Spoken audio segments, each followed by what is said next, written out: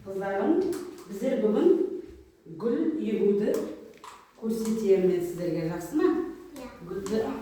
Гүлді өсіру үшін көп күш керек. Жай ғана егіп тастау емес, оны мейірімділікпен, сабырлықпен күтуіміз керек біздер. Так, біздер енді алдымен не істеуіміз керек гүл еккенде? Алдымен бір жақсы гүлдің бұтағын сындырып аламыз да, өсіп тұрған гүлдерден. Сосын оны таза суға, жарық жерге қоямыз, суға салып. Суын әр 2 күн сайын, 3 күн сайын ауыстырып тұрамыз. Сосын сабырмен күтеміз. Күткенде нені күтеміз? Гүлдің тамырын шыққанын күтеміз. Жақсы ма? Гүлдің тамыры тамырлап шығу керек, мынандай болып, аппақ болып, кішкентай болып. Бұл жерде мен алдын ала бұның тамырын шығартып қойдым сендерге гүлді егіп көрсетуім үшін. Жақсы ма? Тамыр шыққан соң біздер оны егеміз. Ол егу үшін біздер осындай ыдысқа ең астына тас, керамзит тас па, осындай кішкентай тастарды саламыз. Оның бетінен құнарлы осындай дымқыл топырақты салып қоямыз.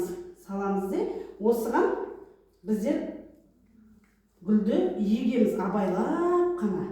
Тамыры сынып кетпесін деп, жақсы ма? Міне, қазір біздер өз қаздым, мінекей мен қыздарымдай. Енді біздер оны бетіп қазған соң тамыры сынып қалмас үшін әзірлеп мынаған гүлді саламыз. Енді бұған сіздер аздап-аздаптан су құйыңыздар, қыздарым. Аздап-аздап, көп құюға болмайды, ол шіріп кетеді әйтпесе. Құяуға, жарайды. Қазір мен енді көмбәлей. Сосын сіздер тағы да оны аздап-аздаптан су құясындар. Осы гүлді егуге осылайды тап-таза болып, таза жерде егуіміз керек. Гүлге де осындай біздердің мейірімділіктеріміз керек. Ал енді осыған тағы да азғантайдан су құйыңдар. Көп құюға болмайды, көп құйса гүліміздің тамыры шіріп кетеді, әйтпесе. Мен жағында да құйыңдар, қытайды. Жарайды, болды.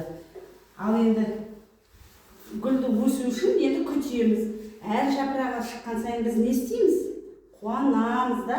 Гүлді өсу үшін енді тікелей күн түсетін жерге қоймаймыз, бірақ жарық жерге, жылы жерге қоямыз. Кәусар, сен гүл туралы тақпақ білесің бе? Айтып берші бізге. Үйде деп. Сосын су.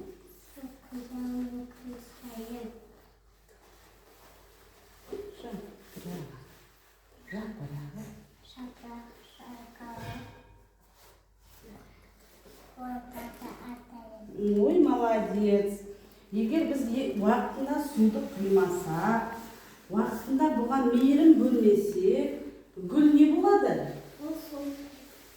Гүл солып қалады да, қыздарым. Біздер бүгін сонымен гүл егу тәсілін үйрендік.